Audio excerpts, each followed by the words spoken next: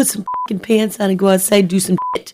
Nothing to do. There's nothing to do. Girl, there is nothing to do. The Sandhills wants to know what time it is. It's time to get ready for the unlimited social scoop. Introducing Nothing to Do, the Sandhills Social Scene Podcast, straight from the Share Studios with your host, Dominique.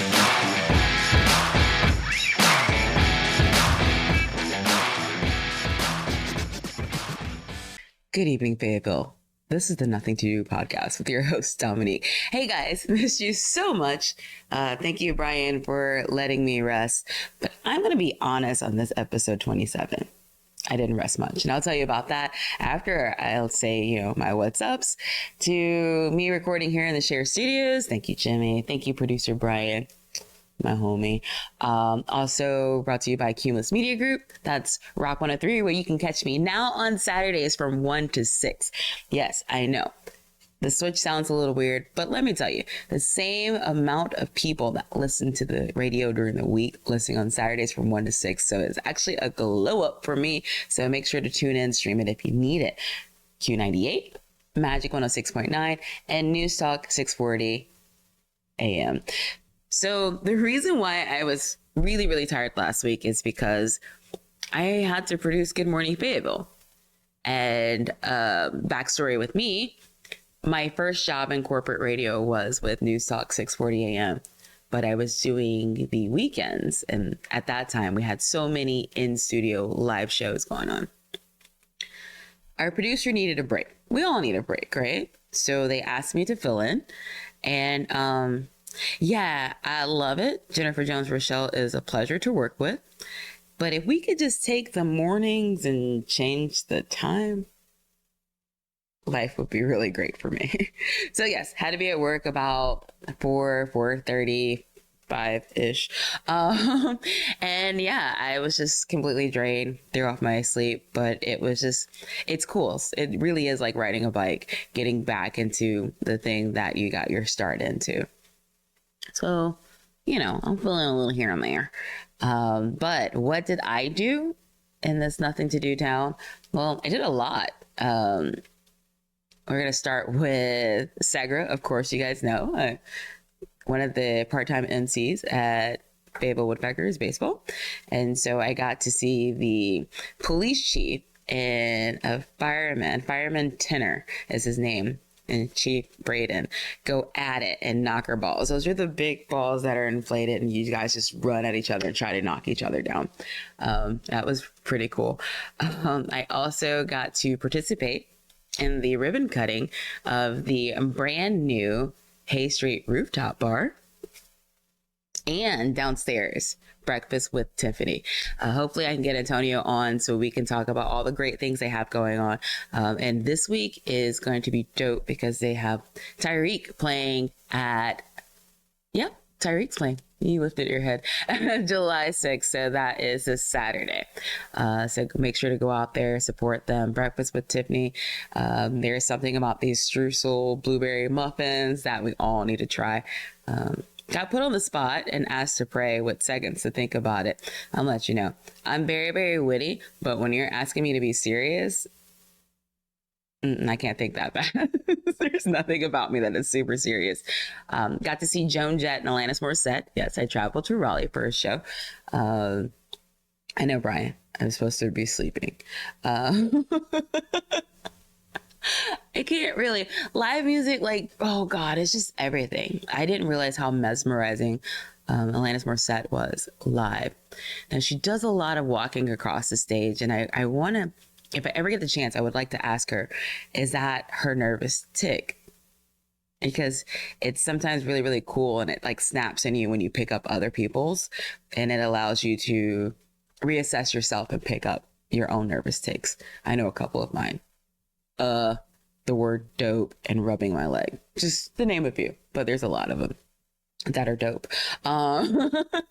Also, I got to celebrate my birthday at Segra Stadium with my loved ones while working. This is the first year that I've worked 2 jobs on my birthday, and all the love that I got on Facebook, text messages, it's kind of like that same high that you get when you see a live show. right? I get goosebumps. It could be 100 degrees outside and I will get goosebumps. And I felt every single one of those emotions when I was reading through my messages. Not gonna lie.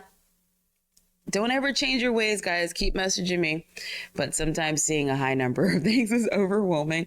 But I'm going to try my best, even if it takes me a year, to get back to you guys and tell you each. Thank you, thank you, thank you, thank you. On today's show, episode 27, we've got one of the coolest, true Fayetteville rock bands, Fear State, coming in. We got 2 people from Fear State, and I'm gonna keep that a little surprise for you.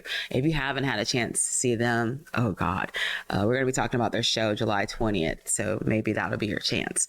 But, you know, let me go get them at the door because they just called. It is episode 27 of the Nothing to Do podcast. Glad to be back. What did Brian do? Bye. I'll be back in a few.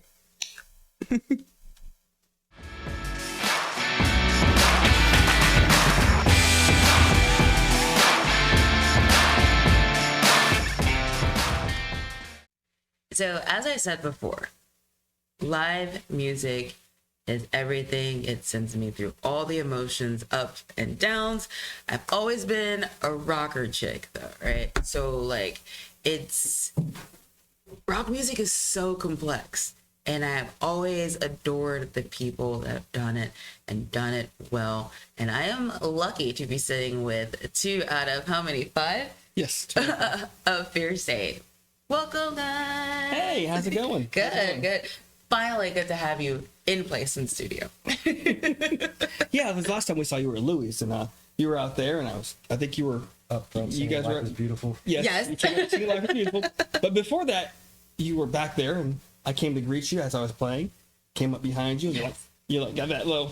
I love it. I love it. And I also love Life is Beautiful. We talked about that song. It's amazing. But let's just, last time we spoke on the Nothing to Do podcast, we talked about your comic books, yes, comic book store. But now I just want to focus on B-Man the Rocker. And so I want both of you guys' story on how you got into playing music. Well, for me, it was just growing up in the 80s, and I remember watching, I grew up like Kiss as a kid, and then, you just kind of they fade out, and then as you get older, you're like, you're in the moment, what do I want to do? Sports was cool, but I was only going to grow to about 5'5", so basketball was out of the way, and so was football. So one day I'm watching MTV, and up comes this video, and it ends up being by Motley Crue, Too Young to Fall in Love.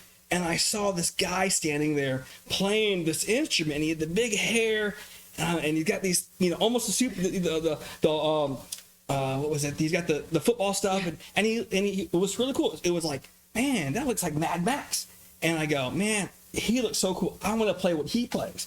And it happened to be Nikki Sixx, and he played bass guitar. So I'm like, oh, I want to do that. And that's how it all started for me. And then, of course... Now he has a tattoo of him. Yes, I got a tattoo on it. I was going to ask, did you not go through the perm phase that he had in that video? Because he had, the scarf around his head, and it was, just sticking It's just all sticking up. I always wanted that, but back then, I don't know why, we couldn't get that effect. There was not enough product here on the East Coast. But on the West Coast, I guess they were buying it all that, all the hair gel and the hairspray. And so, over time, it was just be me, but be part of who I idolized, and that's what I did, So how did you get drawn in? Because, by the way, this is one of the best drummers that I've seen. And amazingly, he is only a 17-year-old, so just watch out, world. Yeah, no, it was his fault, pretty much. So, not a bad thing, I'm saying. It was pretty much his fault. So, obviously, when I was a kid, he and my parents, too, they would, show me stuff like Black Sabbath, and obviously Motley Crue and Kiss and stuff. And I would just go out to see him with the Fifth play when he was in the Fifth. And I remember going out to the Fort Bragg Fair and watching him and sitting on the front of the stage, and then watching Mark Anthony, the drummer at the time. And I don't know, I just kind of drew to drums every time after. I remember there's one show I remember vividly with what happened, and then after the show I went home, and I think Mark gave me some drumsticks. So then I just went home and pretended my couch was a drum set, laid out all which drum was what on each pillow. So pretty much just going out and watching them play. So you're still in high school. Yes. All right. So do you play in band in school or? I used to. I did for a couple years, and then I just kind of got tired of playing jazz. So I was like, What? you know, Playing jazz? I mean, like, I like some jazz, and I like certain things, but it was just like, I don't know. After like a couple years, I was just like, okay. I just think it's amazing that like you're still in high school and there are some people that are older than you that can't stay in the pocket, but yet you achieved being a metal drummer. That's insane. You know that, right? He's very humble and modest. He really is. I see. He's just like, whatever. I was just beat on couches and they gave me a drum. That's awesome. So what are your plans? Like, are you, besides being a rocker, like you're done with jazz music? Are you teach your ways? I don't know. I don't think I'm quite there yet. I'm still, I'm still learning stuff too at the same time. I stopped drum lessons when I was like 14. I just kept going, and I've had so many different instructors over the years. I picked up so many different styles of music. My first teacher was Skip Walker, jazz. So like, I picked up that, and then I just had different rock drummers through the years. And then my last teacher, he was more of like a metal guy. So I just kind of pick up different styles. And then, And you were like, and my uncle's a super metal guy. yeah. You don't teach, do you? No, I don't. Oh, you should teach your ways. Even if it's just like showmanship. Because when you did pop off the stage, Brian remembers, and you just popped up. He was like, oh, there you go, right there. It's funny that, like some things, like showmanship, you can't teach. Yeah. I don't know. It's funny. People say, oh man, how long did it take you to do that? And I'll be honest, and I've got friends that my first show, it was just like a natural thing. I just did it. I was here, there, everywhere. And, it's something you can't teach, because then, we went from the 80s where it was big hair and this big, big live show, to the 90s where everybody looked at the shoes and just stood in one place. And then back in the 2000s when it just started getting big again. And, I've always embraced just the show itself. Speaking of like the show, so this past week we had this battle of bands in Rockingham, and we had a lot of fun. We planned a lot of stuff out, and one of the things I used to do in the fifth was at the end of the show I'd break a bass guitar. Yeah. And so we decided we're going to do that. And Are you going to tell me about the stupid comment? yes. So we didn't expect it. We just posted it, And it was cool. And yeah, It's like 10,000 views in. So, yeah, I mean, 10,000 10,000 views. No, well, now it's like, I think it's like 28,000 right now. Yes, Yeah. 28,000 views, and he still holds the record, 175,000. So, you're gonna. I didn't expect some of the negative comments, and it was just like, man, what is the world kind of gotten to? It's rock and roll music, it's excitement. And the reason why I started doing it was because back in the day, when I was growing up, you could get a concert ticket for $15-20, and you go see Kiss, and you pause to the brick in the guitar. You're like, oh, that's freaking cool. It's rock and roll. It's something about rebellion. And then, so when the tickets start going up, tickets now $100 to $200. Yes. So in the early 2000s, when we were doing the fifth thing, I was like, man, let's do something cool. So with special events, I decided I'm gonna break this bass guitar to give the kids and the people who don't have this $100 to see this this cool experience. And so that's what we did, and the crowd loved it, and we give out the pieces. It's almost like going to a baseball game and catching a fly ball, and you go home with not you get a memory, but man, you get to go home with a part of the game, right?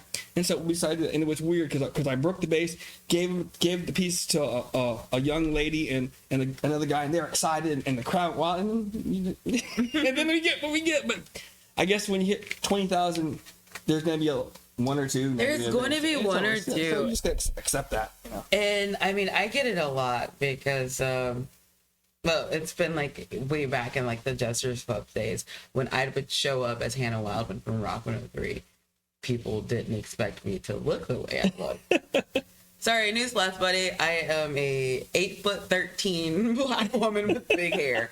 Gotcha. Sorry, but like people would make comments about that, but it's like everyone's like, don't read the comments. But sometimes that makes me want to be bigger and louder. Yes. And does that make you want to flare out and show out even more? Yeah, for sure. he made a few comments the other day, and I was like, oh, let's go. yeah, and I don't like get mad about it. I just think it's kind of funny because then I just troll the trolls, and then it makes them mad. And then if they say anything else, like really trying to argue with a 17-year-old, And then they're like, damn it. so you know. So you're prepared for the life in showbiz where you get those comments. I would think so. Yeah. Yeah. Yeah, he, you know, around it if you don't know, he also drums with another band too. Oh, cool. Oh yeah. So going back to the fifth, Roy Cathy's son Dylan, we got together 2021 around when he was in the hospital. Him and Roy got back in contact. They're just talking. How's Dylan doing? It was like he's looking for band members. So then me and him got together a couple of years. Just putting the lineup together, finding the right people, and we're finally there now. We just released an EP. So, which is on Apple Music and Spotify. Yeah, he's doing all the stuff. So that name of the band is Crooked Cult. Okay. So, I'm a supporter of all music here, and especially local, because you remember, local music used to be like here, Yes. and then it went here, And people just move. Yeah. Like stay. and then it's starting to build. And it's funny, especially after COVID, it just started building up. And it was really weird because as I started getting back into music, I saw some of my old friends who were rockers start getting into it. But the whole time there was people still doing it, like Brent Underwood. He was still playing. He moved from rock to this country thing. It's great still. And then you got people like Brian Shaw. Brian Shaw still doing his 80s Unleashed thing, and Guy Unger. Those guys, man, they inspired me to just start playing again. I remember going to Guitar Center and seeing Brian. He's like, hey, just play. You need to play again. I'm like, no, just play again. And it took me to go through COVID and going, you know what? I want to play music again, because I didn't know if I was coming to the hospital. And that's how, when I put this band together, I just dropped it to them. I said, you're coming. It doesn't matter. You get 2 bands, you're coming. Don't matter. So who else is in the band? I know a couple of the guys from B&B. No. From BB. BB. Yep. Yes. Just recently, our old singer, he decided it was time for him to move on. And same thing with the guitar player. So we got BB Nation's son. If you know the music business here in town, everybody knows BB. Absolutely. And it was funny because Josh used to help run sound with his brother for the Fifth, and I've known them forever. Known them since kids. And someone said, "Hey, did you remember? Have you thought about Josh Nation?" Sent me the demo, and I was like, "Man, I need his number yesterday." Yesterday. And then basically, I said, you know what? I looked him up on Facebook and something, and I sent him a message. Oh man! And it just so happens he was looking to get back into music as well. And he What a rock star name though, Josh Nation. Yes, but man, I'll tell you what, the rock star. That guy, he's one of the most humble, most polite guys you'll ever meet, for a singer especially. It was funny just talking about this. Like, he's really humble. And yesterday at the studio, we went to the studio, and he's just so polite. Like, I burped when we were in. He said, "Excuse me." I'm like, "Why did you think That was my job. that was me?" But yeah, he's such a great guy. But man, the talent on him! Wow, he came to try out, and me and him have the same mentality. It's like, he's not getting out of this band room without like signing a contract. You're staying. Yeah. And he joined the band. And one of the original guys that was with us is Ian, my grandson, Ian Jackson. Oh man, he's grown as a musician. He started off just backing me up on bass, and then he's like, "Man, I like this being on stage." He just picked up a guitar. He goes, "How about I play rhythm guitar?" And he's come along. I wouldn't even say we have a rhythm guitar anymore, since we have 2 guitar players. Yes. He's become really that good. Very proud of him. Then our other guitar player Tyler had some military things he had to do. He was actually in the military, so he had some more commitments that came up. So he being the kind of guy he is, he said, "Look, guys," he goes, "you guys deserve to have someone who's being more committed." That's how Tyler is. And I guess that's what love is. Your friends, go, "Hey guys, I see you got something going on. I need to kind of bow out and let someone else in, because you guys deserve that." And so Josh has a childhood friend named Jamil Austin, and we said, "No pressure. We got a show coming up. Learn these couple songs, And so he learned the songs. He came in, and after a few practice, I looked at him and Ian. I said, "What do you guys think?" We want him. So he joined the band, and it's really cool because I've seen this on video and told people this. It's really cool because I'm like the senior guy, the older guy, and I get to look down and see my nephew and my grandson, who've known each other since how old are you? 6, 7 years old? 7-ish. 6, 7 years old. Something. Basically grew up together and playing music together. And then I get to look over and didn't know it, that Jamil and Josh had been childhood friends. So to see them now playing together and then, getting this whole thing together, it's one of my proudest moments, in music. To see this family event. It's, as we said, it's more than a band, it's a family affair. So I will say this about Jamil. I've seen him from doing shows or doing sound for Cool Spring for Fourth Friday. Yes. And so when we were at Louis for the Karen Chandler Trust, I saw him on stage. I just thought he was checking instruments because that is what I've always seen him do. Just, sound check. And then he just starts going off. And I was like, oh my God, this is a thing. So it was very surprising because he's very quiet too. Yes. Jamil is that sneaky guitar player because when he came to, I guess, jam with us and try out, he was just kind of, we saw he's coming out of frosting. Mm-hmm. And I've been in that before where I'm coming out and trying to, relearn everything. And as we played more and more, next time I'm looking, he's doing this, boom, and I saw it. And I remember Josh telling me, man, from what you guys say, he plays a lot like Tyler. And Tyler was like that too.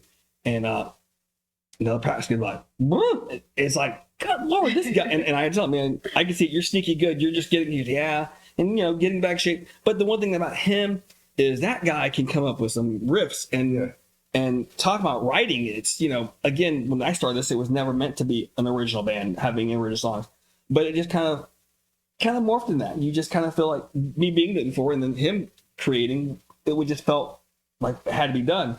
And now with Jamil comes in, it's like almost every practice we start something. Yeah. And it's pretty incredible because I've never been in a band, even with the Fifth, that every time we got together, we almost put a big piece of, a song together. We were getting ready for the ballad bands and Josh is doing things, setting the sound up, and we're in the background. Jamil starts playing something. He joins the drums. I join, and Ian, and all of a sudden, we're writing a song in the back while he's checking the sound, and we're like, oops, here we are. Hit the record button, so we record part of that, and so we got stuff to work with. So it's this band is it's such united now, right? Yeah, that's what I talked about. We did like a little interview video, and it's just like childhood friends and then the family dynamic. So I think like us being around each other for so long, and Josh and Jamil being around each other for so long, it just kind of made us click more and made the chemistry stronger between us all. So I mean that was something that really helped. You do know that's rare, right? Because just because you have like certain bonds with people, or just because you all have individual talent, to put it all together, is very, very rare. I mean, it's kind of like the big thing for the Power Rangers, I don't know Power Rangers because that's a little beyond me, but I know something. What's it called? The big thing? The big Power Ranger thing? Ryan, what's it called? I should know this. I own comic store, but we know that the form T-Rex of thing. Yeah. And there's like blue and pink legs, whatever. But it is very rare because I play in several bands, and even with the Latin. No disrespect to the other guys when we had the first incarnation of Fear State. No disrespect to them. We were able to write 3 songs together, I think 3. And within the time that Josh has been in the band, we wrote 4 or 5, working 4 or 5. Right. And they're just coming so easy. We probably could have wrote a lot more, but we had to get ready for these shows that we already booked. Because you are booked. Yeah. It's also everyone brings everything to the table. Because Josh, he sings, he has a great voice. He also plays guitar. And he started playing like Kill Switch at practice one day, and we're like, you just screw you. Show off. So then Ian brings riffs. I started to bring some riffs, and then once we all get together, I felt like the writing process is it's really easy and it just comes natural. Yeah. I think natural is the best word. It just comes natural. And with like Josh, man, it's funny. The first time we wrote Inside of Me, we just started playing the riff, and this guy's singing. And it reminds me of like when I've seen like stuff like Steven Tyler. Something comes up and he's and he's playing, he's singing, and Just on the spot made a melody. and we're looking, we're going, and it's not some basic thing. It was something that was really kind of cool. Wow. And, we're like, this writing's going to become easy. And it really has since then. So, Do you think that it's like hereditary? I think, for Josh, yes. For all of you. Well, he's getting what I from his mom. His mom used to play guitar. Dad used to play Your bass mom played and trumpet. guitar? Yeah. She's a tricky little thing. She has so many things up her sleeve. Oh, yeah. She played guitar. I remember growing up watching her play guitar. That's what the acoustic she has. Yeah. I play it sometimes. And your dad played bass, but he played trumpet. What, trumpet? Yeah, he played bass, and there's a trombone on our wall. Trombone, okay. All right. And I remember because when they came back from California, it's when the whole thing, and I saw Motley Crue, and I wanted to get a bass, and how supportive they were. I was going to taking lessons at Edwards Music, and I saw the BC Rich Warlock. I'm like, oh, the BC, in the video, and they bought it for me. Aww. They bought it for me, and so they kind of put me on this path, and so my mom and dad weren't very musical, but you just kind of like natural. I guess there was some kind of hurry, maybe in the Filipino gene somewhere. Yeah. It happened. But for him, he's been around music, so when you're around it that much, you got to pick something up. And with Jamil and Josh, I think Jamil's dad owned a music store in Chicago, and Josh, man, his whole family, his brother Joseph, Pop Tart, as we all call him, used to play, you ran sound, but then played drums for the Fifth at one point in time. That guy's a killer drummer. And BB's just one of the drums, guitar, sing. It's like Everything. So definitely there's some stuff going on there. And same thing with Ian. Just picking up, being around people. I guess when you're growing up, that helps a lot.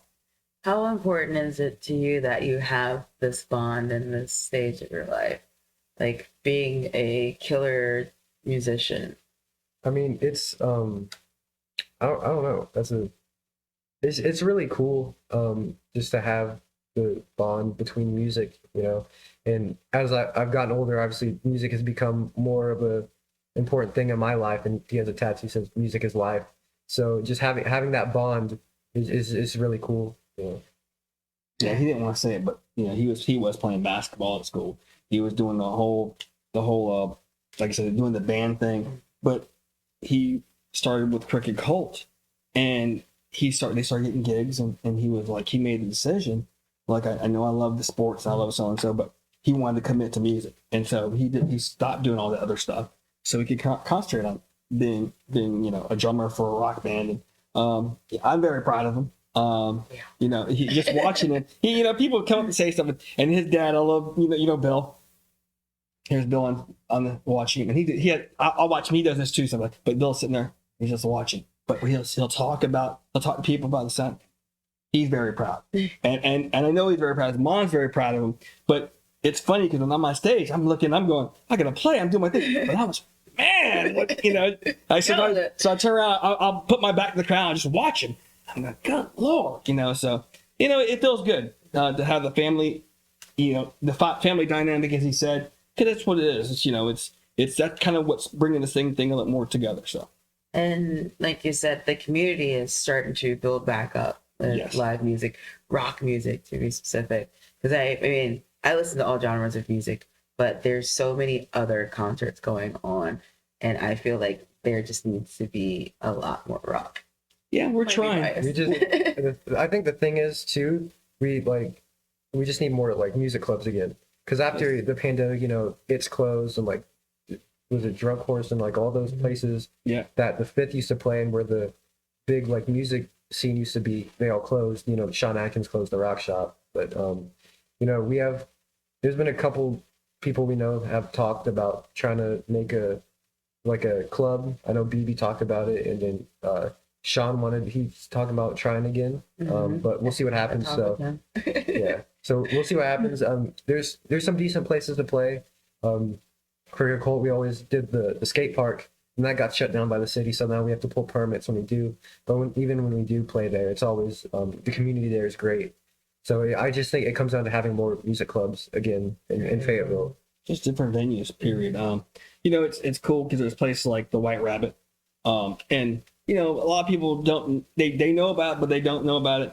The White Rabbit's a good place. Pirates out in Spring Lake, they're starting to open up and play a lot more live music.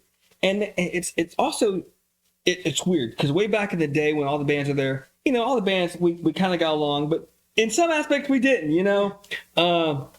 It's sad to say, but now the scene is more united than anything. And For the most part. yeah, pretty much for the most part.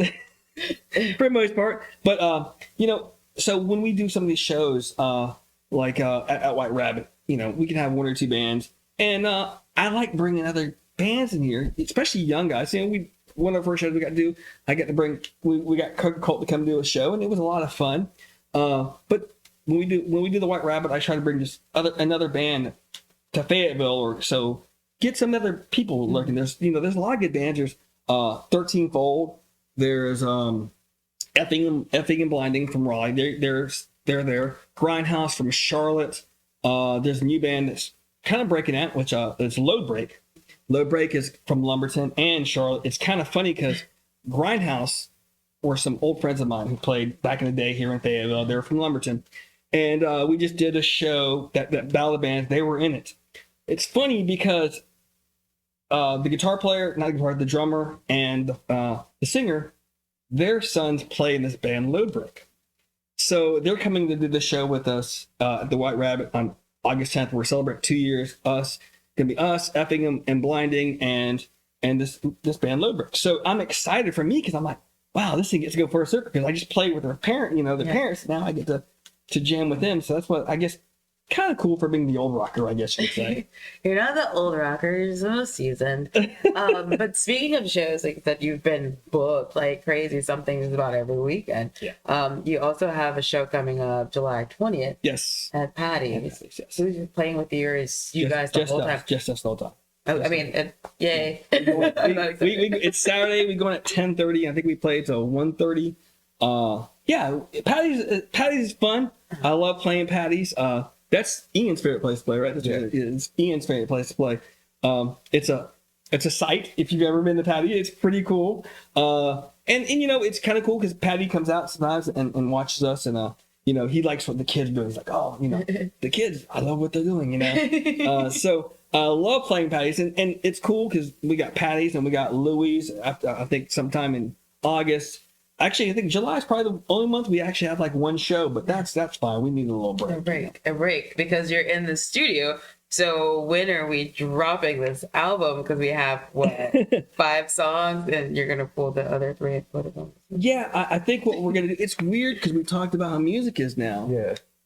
So, you know, something Nikki Sixx talked about, and a lot of musicians have talked about, and we see it now, people's attention spans have gone down. Mm-hmm. And so some people will, but some people won't sit through an entire album. And Nikki Sixx talked about it. It's like, also, you work on this album for so long and you put everything into these songs. And then you have songs like Kickstart My Heart and Dr. Feelgood, which are great songs, but then they also outshine the other songs that are on the album that are good, that aren't talked about as much, like Rattlesnake Shake and stuff like that. So that's something we want to kind of do. We wanted to take these songs because we think all of these songs are great and we've put everything into them. Release them as singles, like every month or so, just to keep stuff coming out. And then once we have like 5 of them out, put them on an EP, so we could release the EP and have it as a CD, because some people like physical copies. Mm-hmm. So have those at the shows and stuff. So, but again, people's attention spans, some people won't listen to the entire album. So we want to try to do singles. Yeah. So we released 2 last year. We've done some work on some stuff. Because when we first released it, let's just release it. And then we're like, oh crap, we should have released it. You should have thought about this better. We were just excited. So now we got like a different frame of mind. So we're finished up on some vocal tracks, and then we'll release them singly. And then, like I said, when we get like the 5 to 6 together, out, and then do the same thing. But we should hopefully have the first stuff done here within the next couple months. We got to do mix down on these songs we did. We how do we call it? We remixed. I guess you could say remix the old ones. Yeah, we did some. It's more of just having when we release everything, make it more of a consistent sound. So we just vocals redone. Yeah, we redid the vocals on this stuff, and no, like not disrespecting anything, but we want to put a package out. We want to all be united, the same, the same. Because your brand right now. Yes, You guys, exactly. right? So yeah, we did some of that yesterday. And also just the new, like Josh being in the band, it brings brings something to the song it sounds new, and just his own style of singing on it. So it's really cool. He has a mean shoe game. Josh, Yeah. if you're watching, those ones you had on at Louis, you could drop them off. He gave me a pair of his ones because I try not to wear my Jordans on stage because I don't like creasing when I play. But It's okay to crease a shoe. I'm sorry. Sorry if I triggered all the youngins. it's so crazy because I wear crease shields in my shoes. Not these, but I have crease Jordan shields. ones are the most uncomfortable freaking shoes. Very Oh my god! uncomfortable. Like I said, I'm so over. I remember I had a pair when they first came out, and I remember going to school. I had the whole jumpsuit. I had the shoe, the jumpsuit, and I guess I was the little cool kid. I guess I know, but I had the whole thing. And I remember a few years ago when people started wearing, let me go try a pair of the shoes on. God, it's just I guess I'm No arch yeah, support. there's no arch. There's no none of these. I'm not paying for these. Let me just go. Let me go get some Vans or whatever, some Chucks. But yeah, No, it's bad. I have like 15 pairs of shoes. It's he's a sneaker junkie. Like it. Well, what do you wish for people that haven't seen you guys perform when they come to your shows that we're going to list at the end of all this because you don't want to miss them, trust me. what do we wish for people? I guess if you come out and see us, just have a good time full of rock and roll and high energy show. We talk about this 5 for 5,000. We try to give 150% every show, and whoever comes out and sees us, they'll see that that's what we're doing, and it's always fun for us and the crowd too. So that's What did you wish for them? Yeah, just have a good time because if you see it posted, I don't know how it started, but I said let's have this summer loud party, and let's just go through the whole summer, and we'll call it the summer loud party. It's going to continue wherever we play, and when you see us, you go, man, they're a fun party band, and it's not about being the greatest musician in the world, because if I miss a note, yeah, I'm gonna miss that note. But you know what? They're not gonna remember that. They're gonna remember, man, I had a good time. And when we played Louis, the last show at Louis, man, half the crowd. By the time we get and I love Louis. There's a different crowd that's built in there, and they're older, and that's fine. Well, we started bringing some of the younger crowd that we drew in, and next thing you know, we start getting the stuff like Limp Bizkit break stuff, and they start getting into it. playing bodies. They try to start a mosh pit. Oh, nice. And then there were still like a couple older ladies up front, and these like 3 like GI looking dudes came up, and it's like starting to mosh pit a little bit. And the board, he's like, no, because if they fall, they break a hip. Like, no. So Devin, that was the one you should have gone to, because when we were there with Brian, he's like, start the mosh pit, and I'm like, you can't get out there because you're a little overweight and you're getting older, sir. I'm still probably the oldest one in this room. What do you mean? But when we say older, are we really older? Yeah. I don't think so. I think age is subjective. Yeah, I think it is. It's funny because I always joke. I said, yeah, it's when you come see us, it's the B-Man up there. The B-Man still thinks he's like 25 playing with these kids, but he doesn't realize at that moment that Bernie, a day or two later, is going to be feeling it still. And it's all bad. But overall, when you come see us, just expect to have a good time, expect crowd reaction, interaction, and just come sing. Yeah. I mean, that's what rock and roll is supposed to be about. People having a good time, singing, having a few drinks, and just getting away from their problems, even if it's for an hour. That's always been my take on things. Man, that's my job. It's just have you get up and have a good time. Okay, his job's to entertain people, but he's an idiot for breaking a bass. That's not entertainment. What are you talking about? He just wasted his money that has nothing to do with me. So I am upset, wagging my finger. I could have donated that to the kids. But you do a lot for the community anyways. Like the Karen Chandler Trust for one. like you pour in to the upcoming artists. Like I was watching this guy draw a comic book at truck stop, and he was just drawing. And I was like, do you talk to Bernie? And he was like, I've met him. I was like, you should take all of these to him. And he was like, he'll look at it. And I was like, yeah.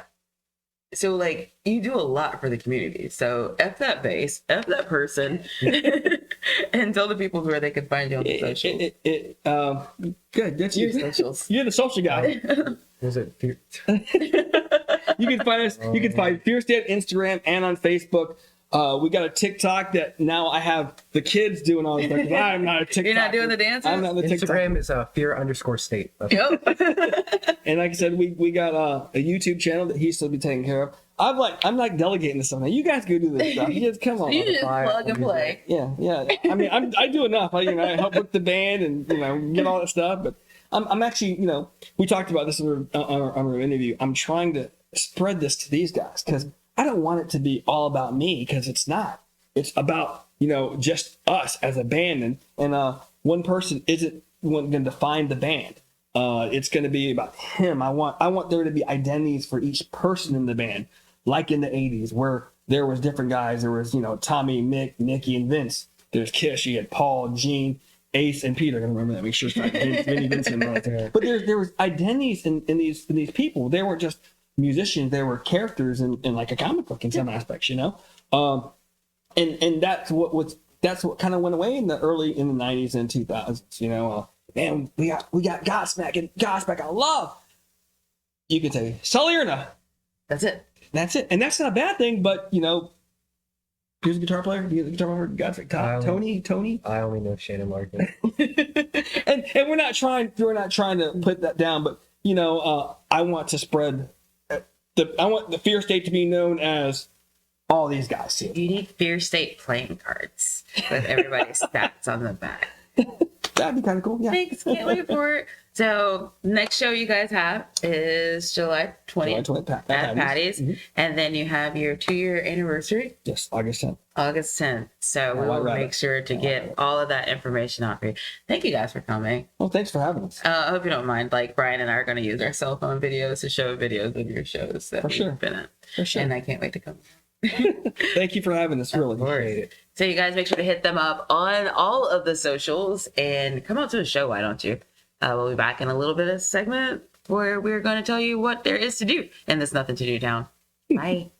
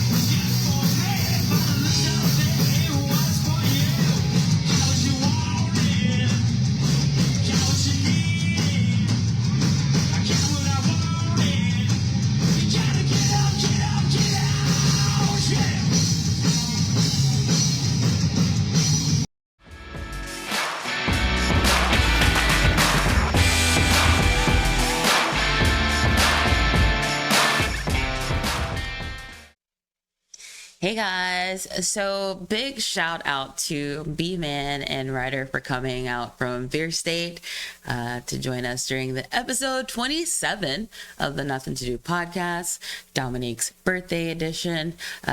Just turned 41 and I feel it in my bones, Jones. So we are recording here at Shared Studios and, my producer Brian's doing all the things that he can to make me cute. Am I cute, Brian?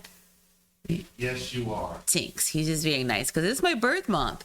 I also wanted to send a huge shout out to Brian Klein, Adam Collier, for all the work they did with Babe with Pride this past weekend.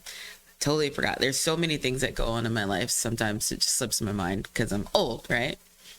But I went out there and I got to see the shows. Hannah Ray Rentz is doing her thing, looking just beautiful, like a statue little baby doll. And our previous guest, Trey, all the smoke, gave everyone all the smoke. And I tell you, that show was just so phenomenal, and it was so hot. But every entertainer out at Pride at Festival Park gave it their all. Another Cancer that I want to send a shout out to is my goddaughter, Ivy Lease. She turned the big 9, and I'm not okay. I'm not okay. That's my baby. I need my baby to stay babying. But to the rest of you Cancers, let's enjoy our birthday season. To the other people that are at the end of July, let's enjoy our birth month because Cancers rule. Thank you. Make sure to check out our next episode of the Nothing to Do podcast where, we're just, what's our motto, Brian? Wing it. Wing it, or just winging it as we go to give you guys the entertainment news of Fayetteville and surrounding areas. So until next week, it's the Nothing to Do podcast, episode 27, recorded at the Share Studios with producer Brian, host and brought to you by Cumulus Media Group, Rock 103. Which you can catch me on Saturdays from 1 to 6, Q98, Magic 106.9, and News Talk 640, WFNC. So, here's something to do. Bye. I'm still taking birthday gifts, Alma.